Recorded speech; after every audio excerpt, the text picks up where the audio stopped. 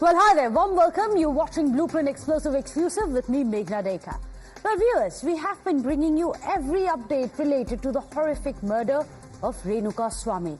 The brutality to which was inflicted on the victim was of such extent that he died out of torture. Today, we bring you another shocking twist to this entire case. Well, as per sources, Pavithra Gowda, one of the main accused, someone who's currently in police custody, has been glamming up even during her police custody. Yes, you heard that right. Pavithra Gowda, named as an accused number 1 and the prime accused in the Renuka Swamy murder case, was lodged at her state home for 10 days when she was in police custody. A lady police sub-inspector was tasked with escorting her from the state home to the police station. Sources suggest that Pavithra Gowda had a makeup bag with her to apply makeup on the way so that she could look good. Accused of murder, but yet the makeup should be in place.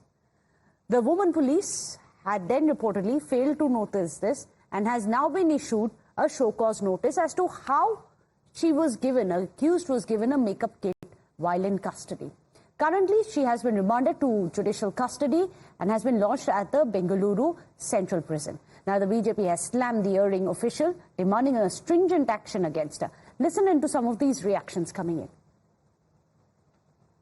Jail जैसा रहना चाहिए. उसको क्या makeup room नहीं है. Jail जैसा रहना चाहिए. पुलिस ऐसा एक्टिविटी करना चाहिए. कौन ऐसा किया उसके बारे में एक्शन लेना. Well, in fact, on the other hand, you have none other than the legal tussle, which is already on, the massive legal war for the Kannada actor Darshan, which looks like a Herculean task as well. In fact, in the latest updates which are coming in, Bengaluru police have now written to the income tax department to probe the money trail in this entire case as well. In fact, sources tell Times now that the Bengaluru cops have seized 70 lakh rupees during the course of the investigation. According to any norm, any kind of money seizure which exceeds 10 lakh rupees must be intimated to the income tax department. In another update which is coming in, Darshan's wife, Vijay Lakshmi, she too has put out a social media post. You can see that post on your screens, conveying that her husband, actor Darshan's message to his fans. In fact, she's written that Darshan has asked all his fans to remain calm and that he has complete faith in the judiciary in India. Well, this post also mentions that Darshan is thankful to his fans for supporting him during this difficult time. So let me go across. Joining us today on the show, Priyadarshini Singh, who is an actress. Also joining us on the show, Bhaskar Rao, former police commissioner of Bengaluru. Mr. Bhaskar Rao, I'm going to come to you first because we must understand where the law stands. It's one thing to have the number 1 accused in a murder case to be taken and be kept in police custody, but the fact that in police custody was turned into a makeup room by this actor. What do the laws say? What do the rules say?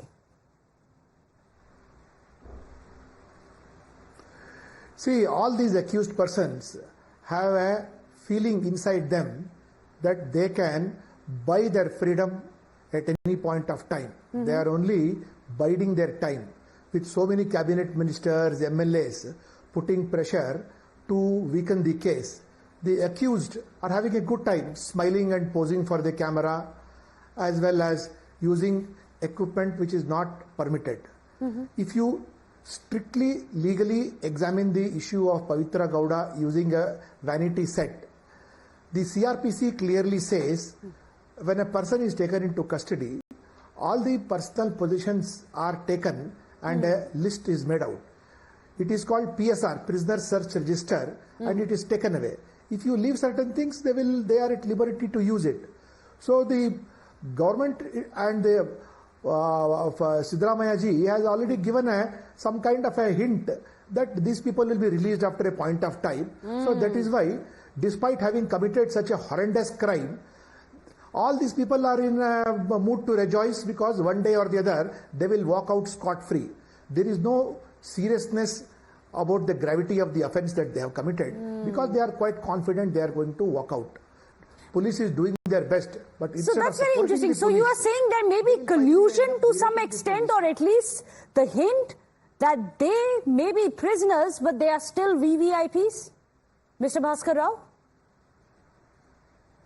they will walk out. So they will walk out. They are confident. That is why you see in their demeanor itself that they are not serious about investigation also over there.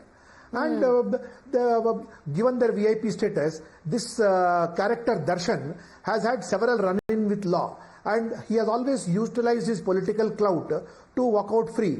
And he is also in possession of a weapon which should have been cancelled, and a rowdy sheet open against him. It has never happened.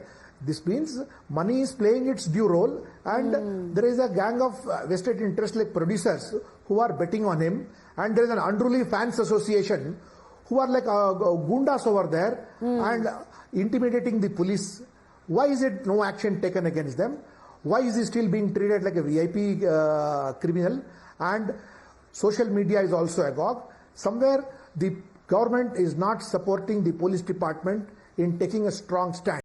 Only they have been making statements like that, but in the background you see ministers and MLAs are putting pressure on police, investigating agencies as well as the government to... That's really shameful if this is what's happening.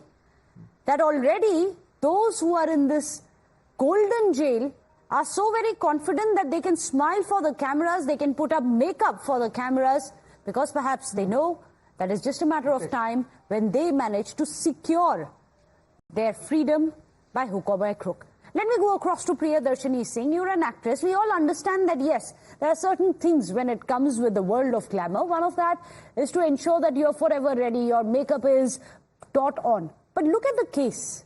In this case, you have Pavithra Gowda, who's the accused number one of a beastly, harsh crime, that of murder, of brutality, which was inflicted on Renukaswamy. For her to put up a smile, to get ready, get glammed up for the cameras which are waiting outside. What do you make of this, of the societal pressure, which perhaps is something that she may be facing? After all, she is accused in a very gruesome crime. Meghna, I'll tell you what, that's this kind of an act which she is showing is a total narcissist behavior, and it is pretty much she is in a preconceived notion or in some delusional world where she thinks that she is having a shoot time, or she is again featuring some movie, and you just put on the questions that, you know, as an actor or actresses, you're supposed to be always ready and, you know, look decked up and get up. Well, no, not like that. I'll tell you what happens is, besides an actress, I'm also a politician and I also a social activist, you know. When I'm on a camera, you know, I understand that I'm supposed to wear a certain kind of a dress. I'm supposed to wear or act in a certain way. And when I'm in a political field with my people, I definitely do act in a different manner altogether, because where people will not expect me, you know, wear a glamorous thing. And this is something which is insane, how inhuman, how insensitive this woman is. And also Darshan, who is, because I've heard it from somebody that people have made his temples in South India. There are some of the fans who made his temples and pray for him. So I'm just astonished with the fact that how on earth you can, you know, make temples of human beings. At the end of the day, we tend to forget that they're actors and they're performing on screen. They're doing a character, but that doesn't mean that they are in real life are actually like that. Problem with Indian cinema is that we try, and Indian audience is that we try and think our actors and actresses at God, and you know, for heaven's sake, let us all be realistic. This is a medium of their bread and butter. They earn money out of it from the audience. Audiences are my baap. We earn money out of it. We get fame out of it. Absolutely. So let us not stop treating them as a god. Priyadarshini, in fact, you've made a very relevant point, and it's ironical. The man who was murdered, Renukaswamy, he called himself one of the biggest fans of Darshan. Correct. And ironically, he's the one who was murdered by one of the other biggest fans of Darshan. So the irony is that, you know, I'll tell you what, there is a treaty between a fan and a actor or a artist, the both have actually broken the treaty, frankly. There is a thin line, a border line, which you're supposed to follow as a fan, and also as an actor or actresses, you're also supposed to follow a certain rules and regulation. If you're not happy with a certain activity, there is always police. He seems to be a very powerful man. Why didn't he report it to the police? This shows some psychological problem with this man. And I can assure you, Meghna, this is not the first time he has done a heinous crime like this. I am sure multiple times before this coming into the picture, he must have acted in a certain way, and many other times like this. So this shows a typical psycho behavior. We need to examine, and especially with this female, how could you smile? How could you smile? Imagine a normal man, a normal person being called for a normal investigation to a police station. They sweat in the air condition. And this woman is only concerned about her look, makeup, hair. Oh my God. So she is also a narcissist of her own kind. And I'll tell you what, this shows how our judiciary or how our administration is working. Like, where is the justice? Where is the justice? I mean, if a culprit like this, accused like this is smiling, so what message are we trying to give? I'll tell you what, now in social media time, in Instagram, what I call is, I always call it Instagram time, we try and make heroes of people. I was just going through one of the reels, and I saw one couple, a guy who got married with two wives is in India's one of the biggest show. This is such an irony of this country. We don't know whom to make our influencers. It's a slow blurring of lines of what is real and what is real, which seems to be happening. Correct. And that's a very interesting point. Let me take that across to Bhaskar Rao. And sir, you've been the police commissioner of Bengaluru. You've had an entire long career where you've understood criminals and accused based on the body language. When you see someone who's accused, they're accused number one in a murder most foul. This kind of a body language, what do you make of it? See, we also come across such situations. It is not that for the first time a person under arrest has been smiling. We have seen a lot of people taking arrest very casually. The message is more important. The message is that somebody powerful up above is going to protect me. I can smile and get away with the whole thing. That is what I am concerned more. It is only the poor, humble or unprotected person who is shivering when he is under police custody because he has none to protect. These kind of people who have got money as well as contacts, they will be smiling, applying their makeup also over there and behaving in a way, they knowing very well that one day they are going to walk out free. That is what is a cause of great concern, that justice will not be meted to the family of the deceased, and all sympathies and support will go for the perpetrators. That is why society is angry, we are also angry, and in the short run the police is doing its best to see what can be done. But if this person has been smiling, applying makeup and moving as if she's having a good time, it only goes to say that there are forces high above who are going to protect the entire lot of people. That's a huge statement. That's a huge statement that you're making, that this kind of a confidence where you may be in lockup, but you're so confident that you can glam up, put on makeup, can only come from this assurance where you're convinced in your own mind that you are going to be protected from those in power. In this case, for example, Mr. Bhaskar Rao, you have this lady sub-inspector who was supposed to escort her. What kind of action will be taken against her, or will she be just made essentially a scapegoat? See, you cannot prevent a person from smiling. So what criminal? What is the crime here now? We can only make out the message she's giving. So what happens from here on? To the media, to the